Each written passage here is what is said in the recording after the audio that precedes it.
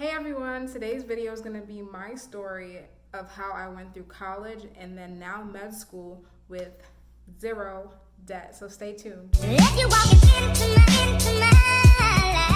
Alright everyone, so I was born and raised in New York, and through high school, when the whole college application process was going on, I knew that I wanted to go to medical school, and I knew that medical school was like at least 50,000 a year. And so I didn't know how I was going to pay for all that, but I decided that whatever college I would go to would be the cheapest option so that I could save money towards medical school. I had no idea I would take the route that I took, but I just knew I wanted to save as much as possible with college. So with that being said, I only applied to schools in New York because I wanted to go to a state school. Mostly because those out-of-state taxes were crazy, and then plus you were gonna have to pay for room and board where you didn't have to do that in New York, even though I was still good in room and board.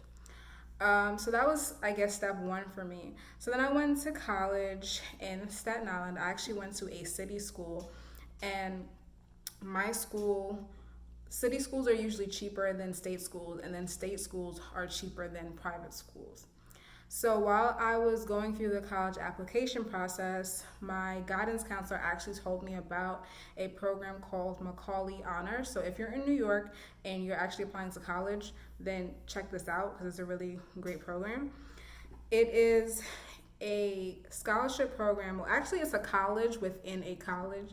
So you're in their program, but you go to another physical college because they don't have their own physical college building as of yet. You apply for the Macaulay Honors program at a specific school, and if you get into that school, that's where you're going to be going.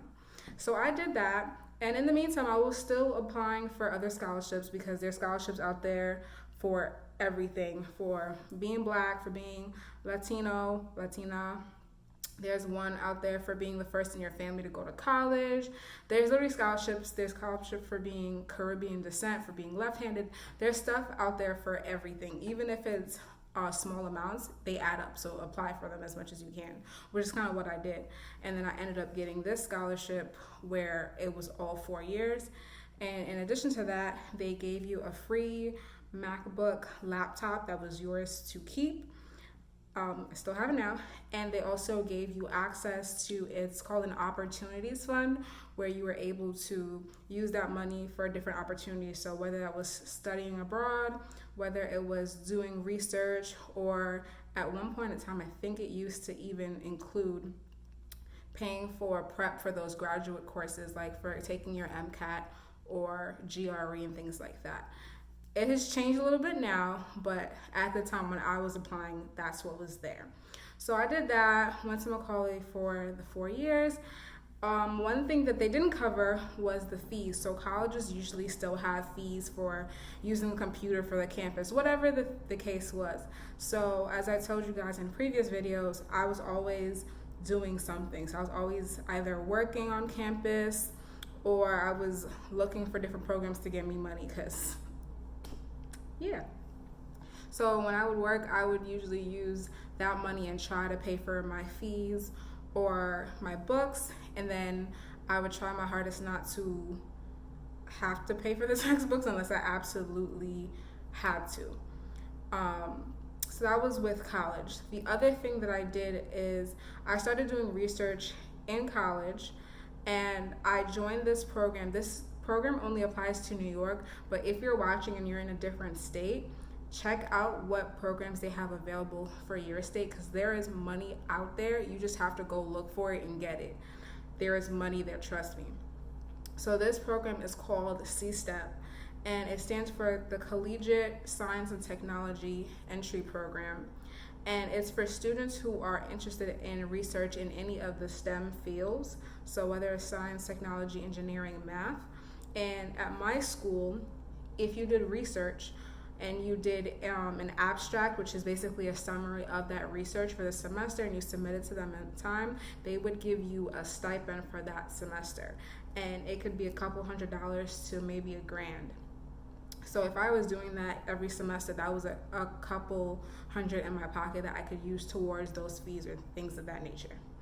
The next thing I did was I dormed because I wanted to still have that college experience, even though I was technically like still in the same. I was like 30 minutes away from my house, but don't judge me.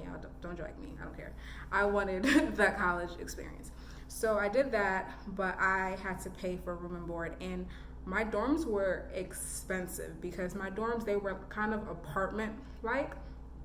So what I did was I paid for them out of pocket. Of course, like my mom did, out of pocket for the first 3 years. And then the last year, she was like, listen, don't know what you're going to do, but I'm not paying for this no more. What I did was I became an RA, not just for the room and board, but that was part of it. But also just because I wanted to, help people. I wanted to give the knowledge that I had and just put something into the school that I was at for 3 years. So I did that my senior year. So that's how I was able to stay at college without having to pay for my dorms that last year. But overall, that's kind of my journey with college and how I got through that with no debt. So the biggest advice I would say is look for scholarships.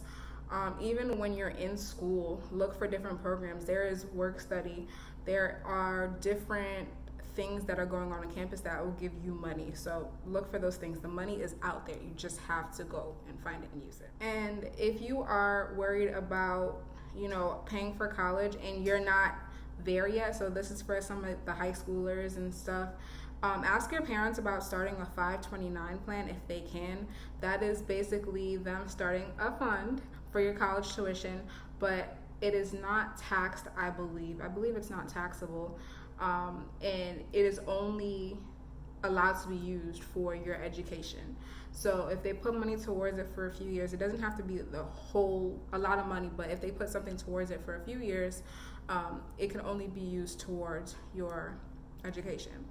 Also, when you're looking for scholarships, be very careful because some of them are only for tuition and you can't use them for room and board and books and different things. So make sure that when you're looking for scholarships, you're reading what they apply to. And a lot of people think that scholarships are only for your grades. That is one of the types of scholarships, yes, but that's not the only thing out there. There are scholarships for sports as well. Like I mentioned some of the stuff like your race and things like that, but also there are essay writing contests. There are things for art. So whatever you can do, there's somebody out there willing to pay for you. All right, so with med school now, I learned about the military maybe my junior year, and I wasn't even aware of the school that I go to now until I was actually applying. And I was going to do the military scholarship where they paid for you to go to any school that you got accepted to, and then you would owe them 4 years in service after your residency. But while I was in the process of applying, I learned about my school, and for them, you owe them 7 years of service after your residency. So with my school, they pay for tuition, we get paid a salary, books are paid for. The only thing that we really have to pay for is outside resources that we want to use. So if we want to get like a question bank or something, then we pay for it for ourselves. But even the instruments that you use, things that you don't think about that you would need to pay for in medical school, like your own stethoscope and things of that nature, like it's already provided for you, which is a blessing.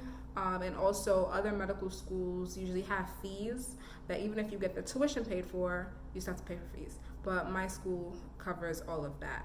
So that is one of the benefits of the military route. So the bottom line is there is money out there for you to go to school. There is a way for you to not have to pay for school, whether it's college or graduate school. You just have to do your research and look for it.